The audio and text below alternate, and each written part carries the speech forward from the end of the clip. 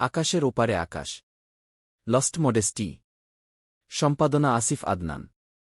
শরীর সম্পাদনা কাজী ইউসুফ। সম্পাদকের কথা। মানুষ ঘুমন্ত, মৃত্যুতে সে জেগে ওঠে। এক অর্থে আমাদের পুরো জীবনটাই বিক্ষিপ্ততা আর বিস্মৃতির নানা উপকরণের মিশেল। পৃথিবীর জীবন মানুষকে তার অস্তিত্বের উদ্দেশ্য আর চূড়ান্ত গন্তব্য ভুলিয়ে রাখে। এই জীবনের পরে যে আরেকটা জীবন আছে, যেখানে আমাদের সত্যিকারের আবাসস্থল, আর সেই চিরস্থায়ী জীবনের খোরাকি সংগ্রহ করাই যে পৃথিবীতে আমাদের কাজ। দুনিয়া আমাদের এ সত্যগুলো ভুলিয়ে রাখে।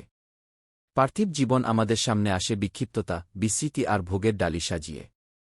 আখিরাতের চিরন্তন জীবনকে মানুষ ভুলে থাকে নশ্বর পৃথিবীর সাময়িক আনন্দ আর তুচ্ছ সব ভোগের জন্যে। নবী জো বলেছেন পৃথিবীতে মুসাফিরের মতো থাকতে। আমাদের অবস্থা হয়েছে সেই মুসাফিরের মতো, গন্তব্যকে ভুলে সফরকেই যে উদ্দেশ্য মনে করে বসে আছে। তার সব মনোযোগ সফর নিয়ে, সব আয়োজন যাত্রাকে উপভোগ করার জন্যে। মানুষকে ভুলিয়ে রাখার সবচেয়ে শক্তিশালী উপকরণগুলোর একটা হল প্রেম। প্রেমের ব্যাপারে এই সমাজ ও সভ্যতার মনোভাব ইতিবাচক বললে কম বলা হবে।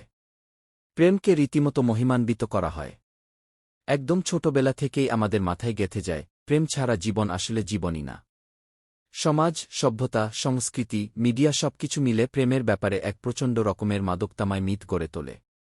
আমাদের সামষ্টিক কল্পনায় তৈরি হয় মানব ও মানবীর মধ্যকার অদম্য আকর্ষণকে কেন্দ্র করে গড়ে তোলা বিস্ময়ে জাগানো এক জগৎ, যেখানে আছে পার্শ্ব গালিচা, রঙিন পর্দা, চোখ ধাঁধানো ঝাড়বাতি আর নিটোল মুক্ত প্রবাল দিয়ে সাজানো ভালোবাসার সুরম্য প্রাসাদ, যেখানে প্রত্যেক ক্লান্ত প্রাণের জন্য অপেক্ষা করে থাকে কোনো না কোনো নিখুঁত মানবী, যেখানে পুরুষ মাত্রই নিজ নিজ গল্পের রাজপুত্র, নারী মাত্রই রাজকন্যা।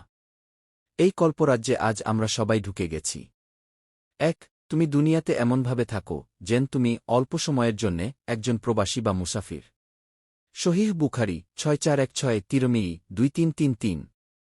অথবা বলা যায় মাথার ভেতর এই কল্পরাজ্যের টুকরো নিয়ে ঘুরছি আমরা সবাই, কোনো এক সামষ্টিক স্বপ্নের মতো। কিন্তু কল্পরাজ্যের অস্তিত্ব কল্পনাতেই, বাস্তবতা ভিন্ন। গত 100 বছরে প্রেম আর নরনারী সম্পর্ক নিয়ে সামাজিক ও সভ্যতাগত দৃষ্টিভঙ্গিতে এসেছে ব্যাপক পরিবর্তন। 1900 সালে আমেরিকায় 9 বছর বয়সের আগে বিবাহপূর্ব যৌন সম্পর্কের অভিজ্ঞতা ছিল মাত্র 6 নারীর। 1968 সাল নাগাদ এই হার বেড়ে দাঁড়ায় 40 এ। 2014 সালে 75। তথ্যগুলো আমেরিকার, তবে আমাদের জন্যও সমানভাবে প্রাসঙ্গিক। আধুনিকতা, প্রগতি আর উন্নতির নামে আমরা তো তাদেরই অনুসরণ করছি। তারা যে পথে হেঁটে গেছে সে পথেই তো আমরা হাঁটছি কিছুটা দূর থেকে। এই পরিবর্তনের ফলাফল কি? সমাজ ও সভ্যতায় আমরা কি দেখছি আজ? হতাশা, বিচ্ছেদ, বিকৃতি, অবক্ষয়, আত্মহত্যা, ধর্ষণ, পরকীয়া, পরিবারের ভাঙন, মা-বাবা ছাড়া বেড়ে ওঠা ক্রুদ্ধ প্রজন্ম, কোটি কোটি গর্ভপাত, উন্নত বিশ্বে আশঙ্কাজনকভাবে কমতে থাকা জন্মহার, যৌন বিকৃতি, যৌন রোগ, নৈরাশ্যবাদ, আত্মকেন্দ্রিকতা, বিচ্ছিন্নতা, ভেঙে পড়া সমাজ। আধুনিকতা আর প্রগতির তৈরি অসুখের তালিকা অনেক লম্বা। আমাদের সেই সামষ্টিক কল্পরাজ্যের পরিণতি হল আজকের এই দুঃস্বপ্ন। নারী ও পুরুষের মধ্যকার অদম্য আকর্ষণ অস্বীকার করা বা চাপা দেওয়া সম্ভব নয়, কিন্তু একে নিয়ন্ত্রণ করা প্রয়োজন। নৈতিকতা, মূল্যবোধ এবং পরিবার কাঠামো মানুষের সহজাত তাড়নাকে এমনভাবে চালিত করে যাতে তা ব্যক্তি, সমাজ ও সভ্যতার জন্য কল্যাণকর হয়। আত্মকেন্দ্রিক সুখের বদলে সামগ্রিক কল্যাণ অর্জিত হয়। কিন্তু আধুনিকতা এই কাঠামোকে ভেঙে দিয়েছে। ব্যক্তিস্বাধীনতা আর প্রগতির নামে যৌনতা এবং অথবা প্রেমকে বিচ্ছিন্ন করেছে পরিবার, বিয়ে, দায়িত্ববোধ ও নৈতিকতা থেকে। চূড়ান্ত মাপকাঠি বানিয়েছে ব্যক্তির সুখ, উপযোগ আর সম্মতিকে।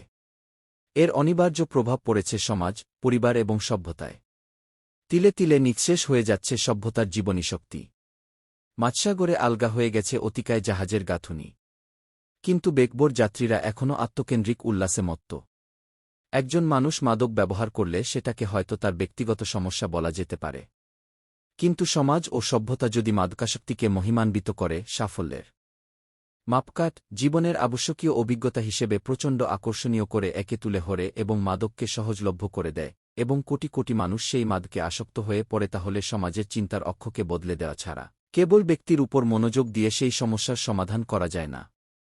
সবকিছু যেভাবে চলছে সেভাবেই যদি চলে তাহলে পশ্চিমকে গ্রাস করা অন্ধকার, যার ছায়া এরই মধ্যে এ মাটিতেও দীর্ঘ হয়ে গেছে, একদিন আমাদেরও পুরোপুরিভাবে গ্রাস করে নেবে। এ পরিণতি থেকে বাঁচতে হলে প্রেম, ভালোবাসা, নর ও নারীর সম্পর্ক নিয়ে সমাজ ও সভ্যতার শেখানো চিন্তার ধরনটা বদলে ফেলতে হবে। বের হয়ে আসতে হবে কল্পরাজ্য থেকে। কুরআন ও সুন্নাহর শিক্ষাকে মাপকাঠি হিসেবে গ্রহণ করে নিজেদের চিন্তা, আচরণ, মূল্যবোধ ও আইনকে আল্লাহ তাআলার নির্দেশনার সমান্তরালে আনতে হবে। তা না হলে গভীর অন্ধকারের এই ঘুম থেকে কোনো দিন আর জেগে ওঠা হবে না আমাদের। এক দুঃস্বপ্ন থেকে আরও গভীরতর দুঃস্বপ্নের অন্তহীন অন্ধকারে আমরা তলিয়ে যেতে থাকব নিরন্তর। সমাজের চিন্তা আর মানুষগুলোকে বদলানোর কাজটা সহজ না, সংক্ষিপ্ত না, তবে অসম্ভবও না। হাজার মাইলের দুর্গম পথচলাও একটি পদক্ষেপ দিয়েই শুরু হয়। আকাশের ওপারে আকাশ সেই প্রথম পদক্ষেপের নাম। আমরা আশা করি মহান আল্লাহ এই বইয়ের মাধ্যমে তার আন্তরিক বান্দাদের উদ্বুদ্ধ করবেন জমাট বাঁধা অন্ধকারে আলোর মশাল জ্বালাতে। মহান আল্লাহ তাআলা আমাদের পক্ষ থেকে এই বইটি আমলে জারিয়া হিসেবে কবুল করে নিন। কাজটিকে এই জাতির জন্য উপকারী বানিয়ে নিন। আমরা দোয়া করি আর রহমানুর রাহিম এই বইটিকে বিচারের দিন তার দুর্বল গুনাহগার বান্দাদের জন্য নাজাতের উসিলা বানিয়ে দিন। আমাদের রব সাক্ষী, আমরা চেষ্টা করেছি পৌঁছে দিতে। নিশ্চয় সাফল্য কেবল আল্লাহর পক্ষ থেকে এবং সকল প্রশংসাও একমাত্র তারই। সালাত ও সালাম বর্ষিত হোক আমাদের নবী মুহাম্মদ 6 তার পরিবার ও সাহাবিগণের উপর। আসিফ আদনান। রবিউল আওয়াল 1444 অক্টোবর 2022